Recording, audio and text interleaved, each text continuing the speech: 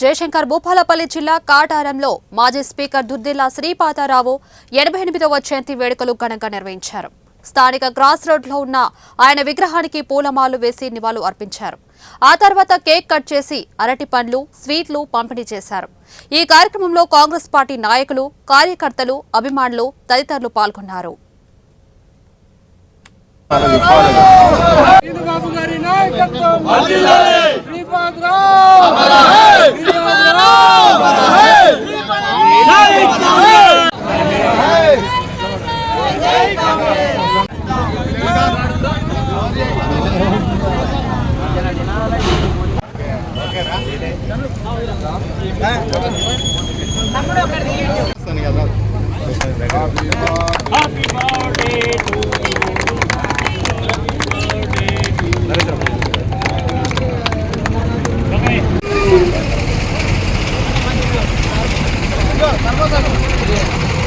అభివృద్ధి ప్రదాత మా ఆరాధ్య దైవం ఉమ్మడి ఆంధ్రప్రదేశ్ మాజీ స్పీకర్ స్వర్గీయ శ్రీపాదరావు గారి 28వ జయంతి వేడుకలను ఈరోజు కాటారం కాంగ్రెస్ పార్టీ ఆధ్వర్యంలో ఘనంగా నిర్వహించడం జరిగింది.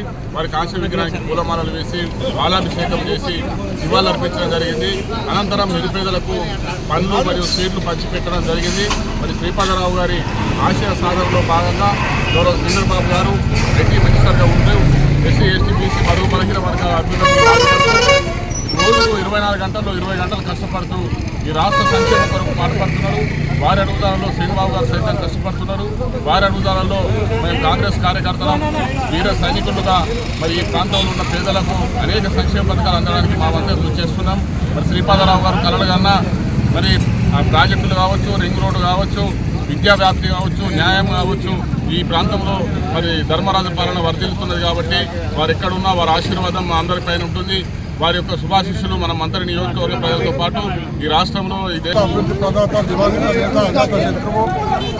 ఈ ప్రాంతానికి ఎనలేని సేవ చేసి చివరకు ప్రజల కొరకు ప్రాణాలు అర్పించినటువంటి కీర్తిశేషులు దుద్దిల్ల శ్రీపాదరావు గారి జయంతి వేడుకలు కాటారం మండలంలో ఘనంగా నిర్వహించడం జరిగింది. అందులో భాగంగా ఈ పార్టీ ఈ కార్యక్రమానికి చేసినటువంటి ప్రతి ఒక్కరికి పేరు పేరున నమస్సుమంజలు తెలియజేస్తూ, అదేవిధంగా మహిళా సోదరులకు, పార్టీల మిత్రులకు, మండల నాయకులకు, యువజన సంఘం నాయకులకు, యూత్కు అందరికీ పేరు పేరున నమస్సుమంజలు తెలియజేస్తున్నాం.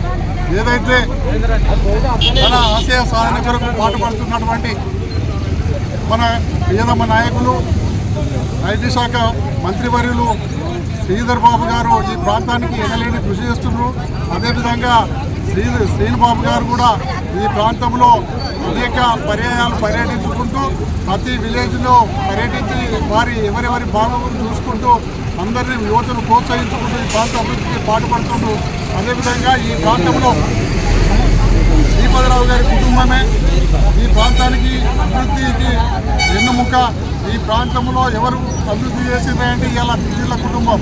ఆ దుద్దిల్ల కుటుంబమే ఈ ప్రాంతంలో అభివృద్ధి చేసారు. విద్యాపరంగా, వైద్యపరంగా, రోడ్ల పరంగా, తాగునీటి పరంగా, అదేవిధంగా